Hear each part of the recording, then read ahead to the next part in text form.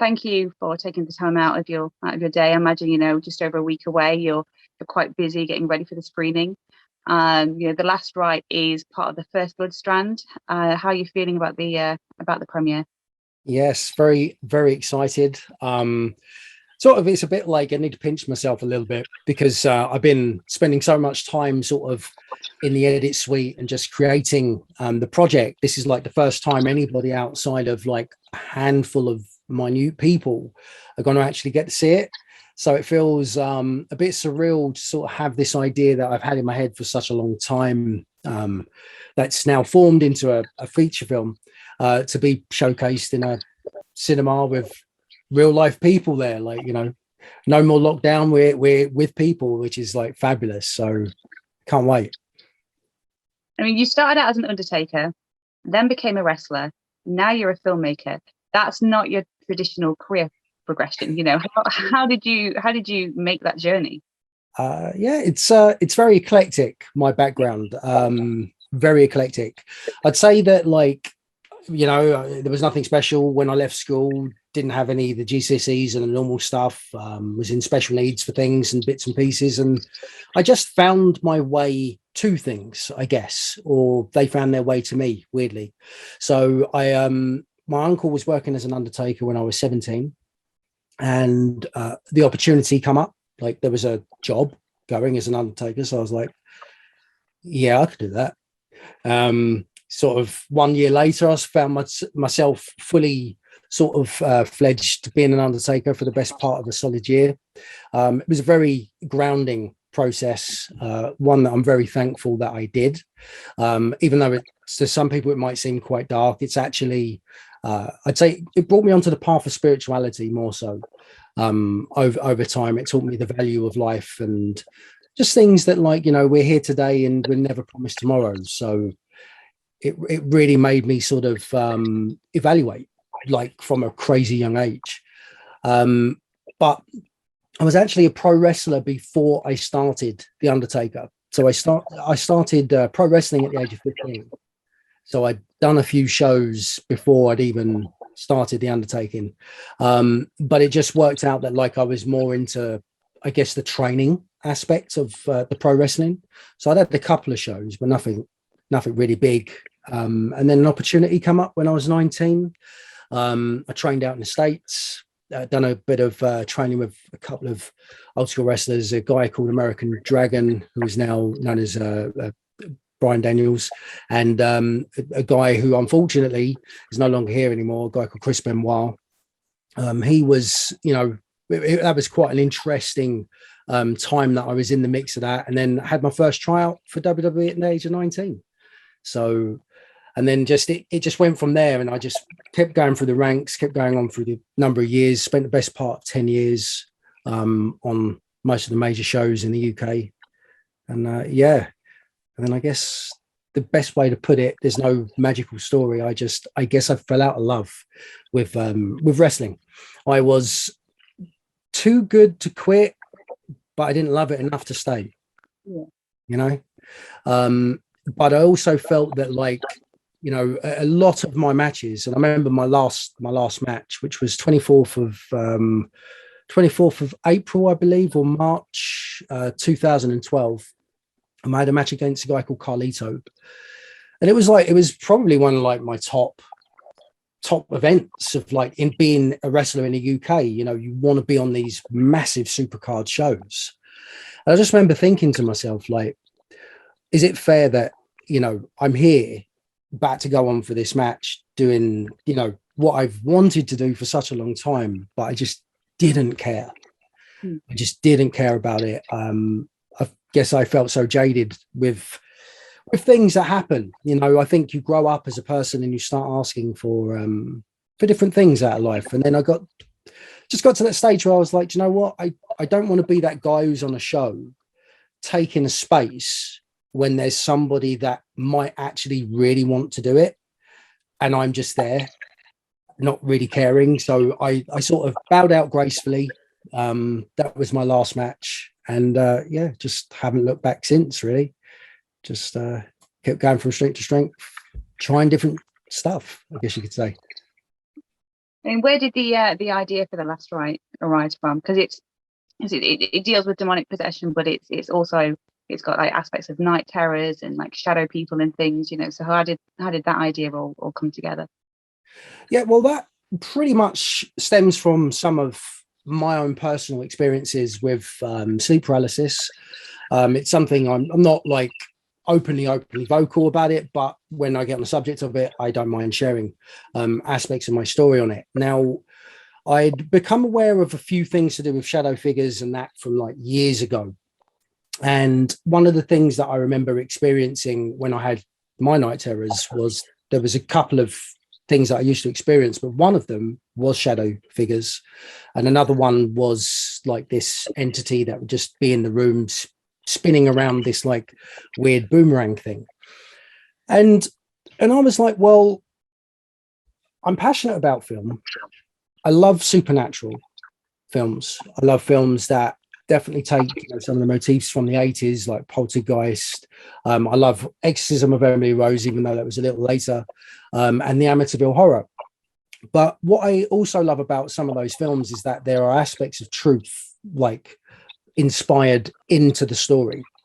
Obviously, the whole entire story is not maybe accurate, but overall, there's aspects of real life scenarios and things that have happened. Now, for me, I've just found that is very tantalizingly exciting to be creative with, because, not only had I had firsthand experience with the sleep paralysis stuff, but also I've over the years, I've just done a load of casual research into supernatural phenomena, demonic possession and things of that nature. And it just made perfect sense to write a story that was inspired by a true events story, but that also tackled the heart of the matter of like, if you're the person dealing with the situation, what does the world feel like for that person? How are they going to manage it? What do they do? Do they try to help themselves? Do they try to figure things out? And if they do go into situations, then what happens as a result of either the people in those situations or that person directly? So I was like, okay, let me just come up with whatever comes to me. And lo and behold, several months later, I done The Last Rite, wrote that. And that was 2018. I started scripting that, and then started filming that in 2019. I mean, one of the things the film does is narratively, it just switch. You start out with your vessel, I suppose, before it switches and it sees other people's point of view. I mean, so often these films either focus on the victim or they focus on the priest investigating. Why did you, decide that you wanted to sort of marry the pair and sort of give this, I guess, this sort of bigger, like almost godlike view of the situation?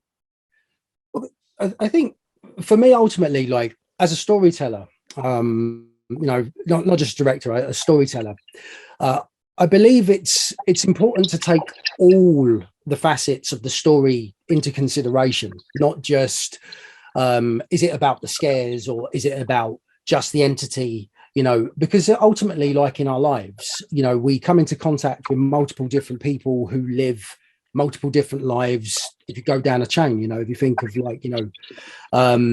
anybody you meet in a day has had a day before you. So what I like to do is like to take that life perspective and to pull it into aspects of how I tell narratives.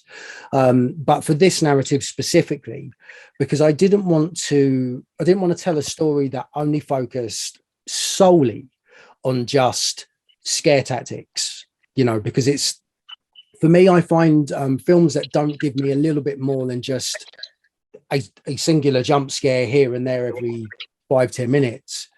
I find those stories not really that exciting. So I sort of want to know about the life and about what does that person try to do to help themselves in the situation.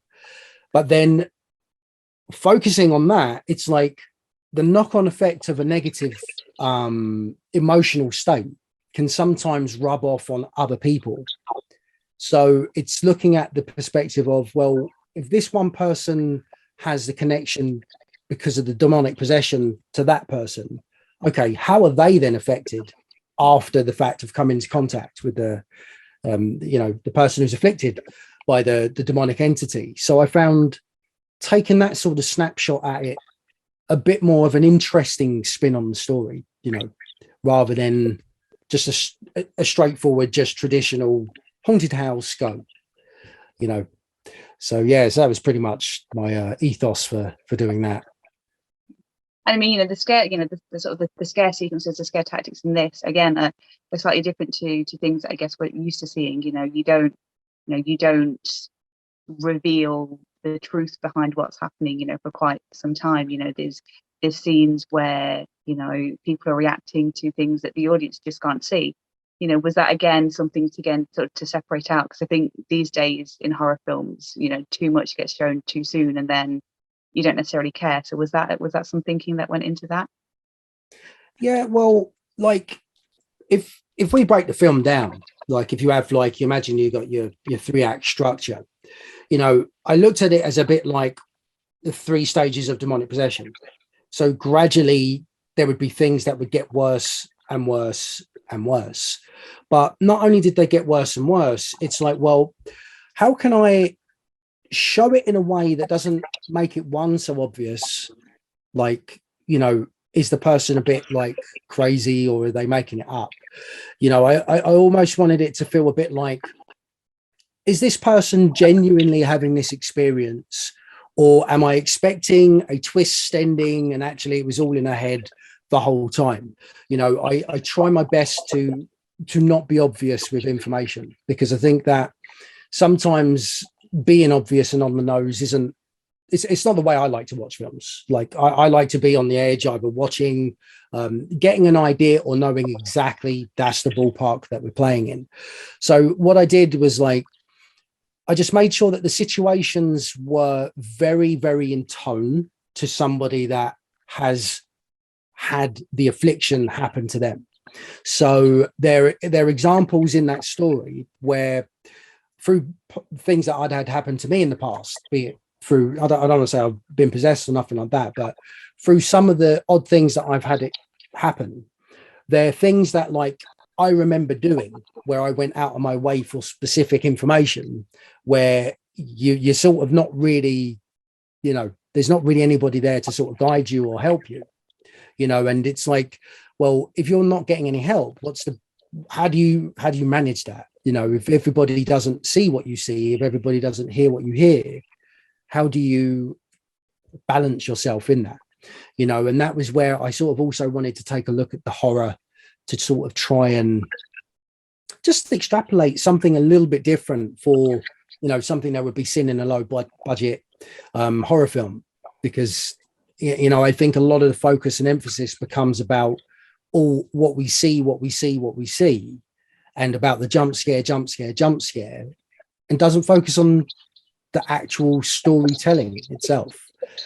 And to me, story is really important, really important.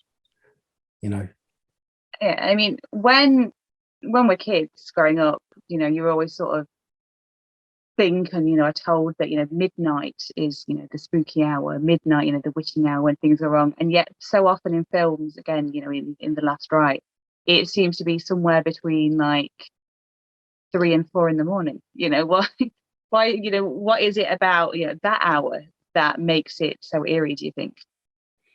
Well, there is a big how should we say, linear line of a theory that believes the witching hour is 3 a.m. in the morning, and this is to be the time that's said between the spiritual realm and the earthly realm become quite connected.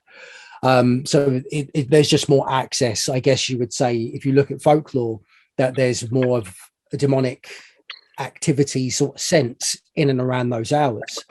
But very recently, I haven't done a lot of research on this, but I heard about, even in yoga, they practice meditation and waking up around that sort of time, because apparently that's a time when your chakras, I mean, excuse me if I'm completely plagiarizing yoga because I don't do it, but apparently that's a time where people connect to their spirit and to earth. Now, I don't know much about it, but it's very interesting that even in something like a practice like yoga, there's also something that's relevant to the night. I myself am much more creative at night. All of my work that I create, all of, be it the editing and the writing, I do it through the night. So my company is called Nocturnal Pictures, and it's not, a coincidence. Like, I literally live life nocturnally. I'm pretty much like a bat. I'm up all night pretty much. I don't often get to bed before I see daylight, weirdly. So for me, there's definitely an energy that I find in that time of the night that's definitely not there in a day. And I've had many conversations about this regarding creativity and stuff in the evening, and I think that there's definitely something to it as well, for sure. With the spiritual stuff, with the ghost activity and that. So it's very interesting, but who's to say what is happening or not? It's just, if ever there's a time in the night when I wake up, it's always going to be 3 something, and there's always been a film that I can then match up to that 3 something, and then that's it. I don't want to sleep for the rest of the night because I'm like remembering what's happening in the film. So yeah, it is. Yeah. As you're back to FrightFest, you are on the shortlist for the Genre Rising Star Award. How do you feel to be nominated? Bloody excited! Like, I'm just going to swear. Can I swear?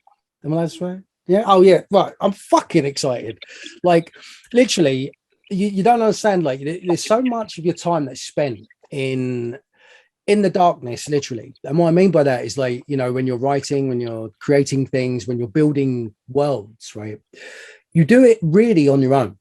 Ultimately you build it with a collaborative team of people. But when you start your journey, when you start off, there's nobody but you, the pen, or you and the page starting this journey. And I'm one of these people that, like, I just love what I do, and I don't never go, okay, right, that's the goal, that has to happen. What I look for is, like, what do I love? This is what I want to do, and what I want to put my heart and soul into is this story in The Last Rite, and in the arms of the Lord, it will go where it goes. So then when the nomination come up, I was like, oh, this is great. So yeah, sort of still pinching myself a little bit, because it's my first film, and also it's like my first nomination for something like that, which is pretty heavy. So I mean, I don't know, if I win it, I have no idea what I'm going to do. Just run around, I guess, or screaming, whatever works. I mean, FrightFest pass holders, I think they've snagged all the seats now for both screenings. But what are they, now that they've made their pick, what are they going to get from The Last Rite that they might not get from some of the other films I run off with? What they're going to get from The Last Rite is truth and honesty from the storytelling side of it. It's not about saying you're better than anyone else, but I just genuinely care about telling story, and I genuinely care about serving the story. So for me, it's like, if I was the audience goer, I want to know that I'm in safe hands when I'm going to watch that film. I'm not going there to just be smacked in the face with the same sort of stuff, or the same sort of shit that everyone else does. It's like, okay, does this person have a vibe of understanding that goes beyond just about their movie?